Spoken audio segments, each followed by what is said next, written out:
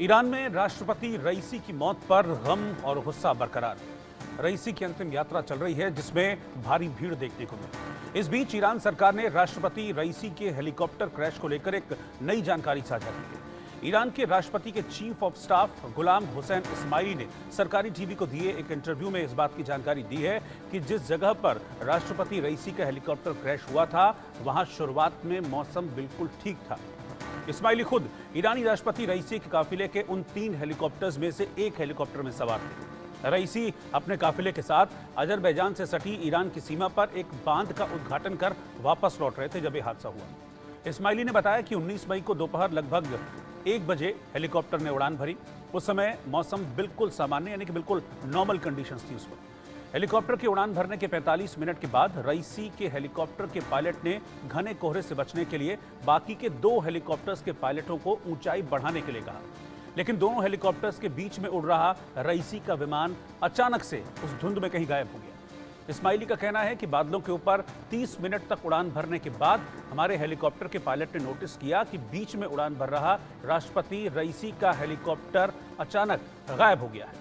ऐसे में पायलट ने राष्ट्रपति के हेलीकॉप्टर को ढूंढने के लिए यू टर्न लेकर वापस जाने का फैसला लिया। इस्माइली ने यह भी बताया कि रेडियो डिवाइस के जरिए राष्ट्रपति के हेलीकॉप्टर से संपर्क करने के उस दौरान कई प्रयास किए गए, बहुत सारी कोशिशें की गई।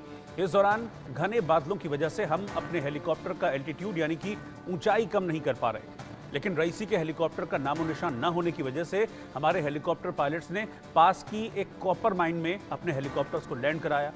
इस्माइली ने आगे बताया कि अन्य दोनों हेलीकॉप्टर्स के पायलटों ने राष्ट्रपति के हेलीकॉप्टर के प्रभारी कैप्टन मुस्ताफी से संपर्क करने की कोशिश की, लेकिन मोहम्मद अली आले हाशिम ने फोन उठाया।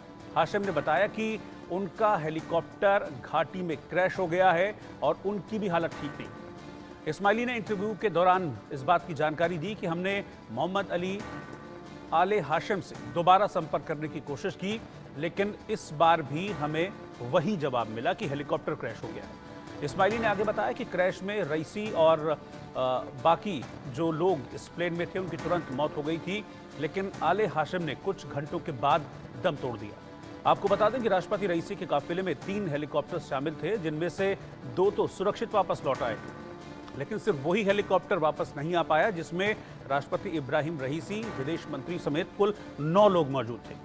अब सवाल यह है कि क्या रईसी की मौत के पीछे इजरायली खुफिया एजेंसी मोसाद का हाथ है, जैसा कि बार बार दावा किया जा रहा है, या फिर अब जो इस्माइली कह रहे हैं, अगर हम उस दावे को देखें, उस बात को हम इस्माइली की अगर हम भरोसा करें तो इस बात को देखने समझने के बाद ये लग रहा है कि हो सकता है कि ये एक हादसा भी हो। हालांकि अभी किसी भी फाइनल कंक्लूजन पर जो ईरान है उनकी खुफिया एजेंसियां नहीं पहुंची हैं।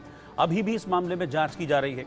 उस क्रैश हेलीकॉप्टर के मलबे की भी जांच हो रही है जिसमें रईसी उस दिन यानी कि 19 तारीख को सवार थे।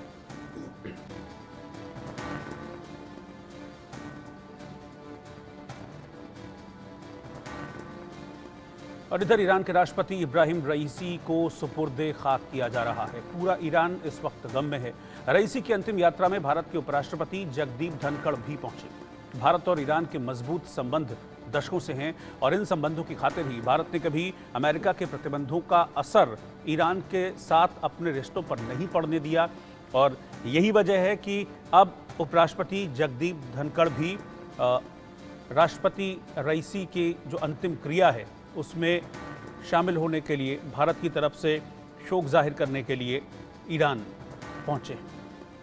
इस दौरान रईसी की जो अंतिम यात्रा निकाली गई उसमें हजारों लोगों की भीड़ उस अंतिम यात्रा में शामिल हुई थी। तबरिज शहर में ये अंतिम यात्रा निकाली गई थी और रईसी को अब उनका जो होम स्टेट है वहां पर सुपुर्द खाक किया जाएगा।